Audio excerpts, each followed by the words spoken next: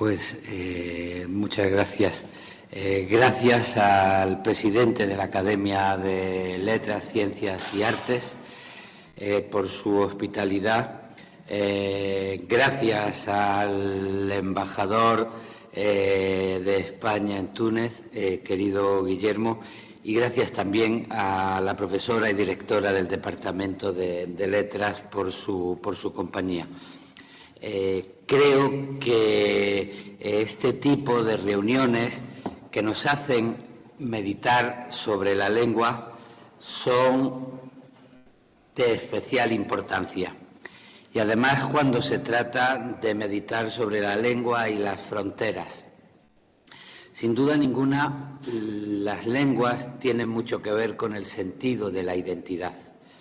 Y sin duda ninguna, el sentido de la identidad y el sentido de la pertenencia nos sirven para arraigarnos y comprometernos con el mundo que vivimos. Pero hay dinámicas que ayudan a entender las identidades como ámbitos abiertos, ámbitos de vecindad, de entendimiento, de mutuo enriquecimiento, y hay otras dinámicas que hacen que se entiendan las identidades como lugares cerrados de afirmación única que pretenden considerar al otro como una amenaza. Como yo creo en la historia y creo que todo se va elaborando a través de procesos, pues a mí me gustan los procesos, las elaboraciones sociales, las elaboraciones de las lenguas que invitan al entendimiento y a que las fronteras sean lugar de vecindad, de conocimiento mutuo y no de amenaza y de hostilidad. Me parece importante poder contar con la figura de Elio Antonio de Nebrija. Estamos celebrando su figura al calor del 500 aniversario de su fallecimiento.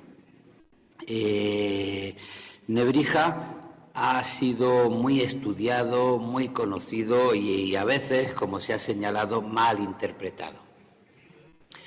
Se ha recordado mucho el prólogo dedicatoria a la reina Isabel la Católica, donde Nebrija señaló que la lengua siempre había sido la compañera del imperio.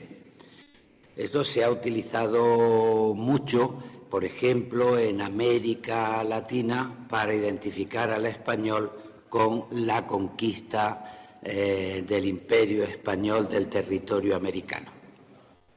Sin embargo, en enero de 1492 ni se sospechaba que se iba a descubrir un nuevo territorio como el americano. Lo que acababa de producirse era la conquista de mi ciudad, de Granada. Y esa reflexión era la propia de un estudioso del latín, de un humanista que, como ha señalado Araceli, pues conocía las meditaciones de Lorenzo Valla y actualizaba toda una tradición que venía del Imperio Romano y de Cicerón. Pero como estamos en el presente, a mí me gusta tomar en serio la reflexión de Nebrija para darle la razón. Y entiendo la palabra imperio también como un ámbito de poder. Y yo, que me dedico a la lengua, pues quiero afirmar que sí, que la lengua siempre ha estado involucrada en los procesos del poder. Siempre ha sido compañera del poder. Y que a veces la lengua se ha utilizado para que el poder invite a los procesos de convivencia, a los valores democráticos, a los valores de la humanidad, y otras veces el poder se utiliza para el autoritarismo, para la represión y para la hostilidad. Y conviene mucho tenerlo en cuenta. En la actualidad, yo, por ejemplo, a veces leo en el periódico que en las costas de Europa se ha producido un naufragio donde han muerto 50 ilegales. Qué distinto es leer 50 ilegales o decir que han muerto 50 náufragos. ¿Un ser humano puede ser ilegal? Pues nos jugamos con el lenguaje, qué consideración le damos al ser humano. Muchas veces, como historiador, yo he leído la importante llegada a España de la civilización romana y otras veces he leído la invasión árabe. Bueno, pues no es lo mismo tratar la llegada de los romanos como un proceso civilizatorio y la llegada de los árabes como una invasión agresiva en el 711. De manera que sí, hay que darle la razón a Bala y hay que decir que el poder y el lenguaje van de la mano, y vamos a intentar, ahora que hasta les estamos programando lengua a las máquinas, a tomarnos en serio el poder que democratiza y que nos hace comprender, y no la lengua que crea sesgos y que impide el entendimiento de la pluralidad.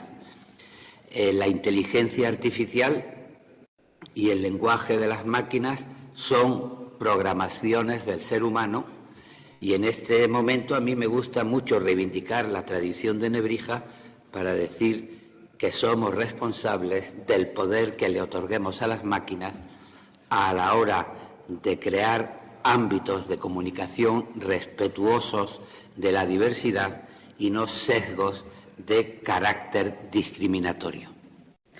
Nebrija fue un muchacho andaluz que se formó en Salamanca y después en Bolonia y se hizo un humanista, un hombre del Renacimiento. Y en este sentido se puso a trabajar para rescatar la tradición clásica del latín, que entonces suponía una tradición humanista frente a los teólogos medievales que estaban utilizando el poder para extender supersticiones. Lo explicó muy bien el profesor Francisco Rico cuando escribió su ensayo Nebrija frente a los bárbaros. Y lo decía en la mesa anterior Araceli. La gran tarea de Nebrija fue reivindicar el latín, porque el latín le permitía conocer una tradición clásica que aportaba conocimiento frente a la superstición y aportaba libertad de pensamiento.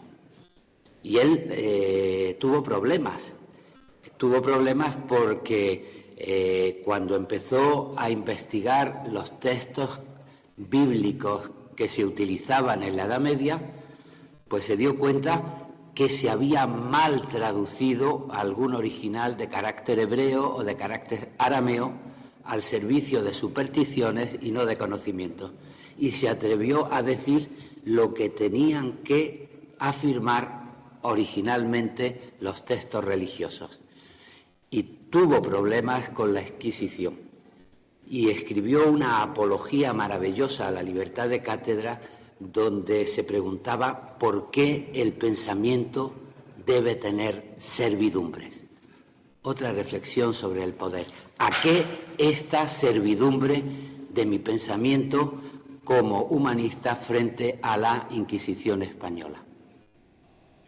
La historia se llena de matices. Yo creo que lo salvó de un problema grave el cardenal Cisneros en Salamanca, porque los seres humanos nos llenamos de matices y del mismo modo que el cardenal Cisneros no fue comprensivo con lo otro y acabó, como recordaba Emilio, con las capitulaciones que respetaba Hernando de Talavera, persiguiendo la diversidad que se había pactado en Granada. Sin embargo, con Cisneros fue más comprensivo y lo apoyó, lo acogió en Salamanca, en el ámbito complutense de Salamanca, y le permitió ejercer su libertad de cátedra. En este sentido, creo que Nebrija, para todos nosotros, es un referente, es el referente de quien quiso participar en la reivindicación del conocimiento como una libertad intelectual frente a las supersticiones.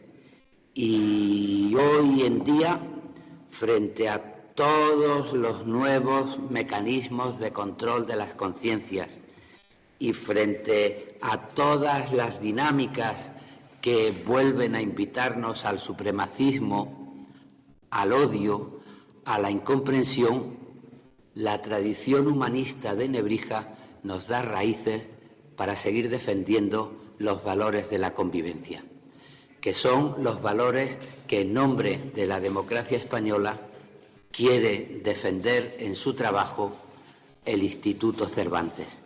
Y por eso es tan importante poder tener referencias de diálogo, de convivencia, de cooperación, como la que estamos viviendo estos días en Túnez, experiencias que sin duda ninguna debemos consolidar, debemos fortalecer y debemos extender.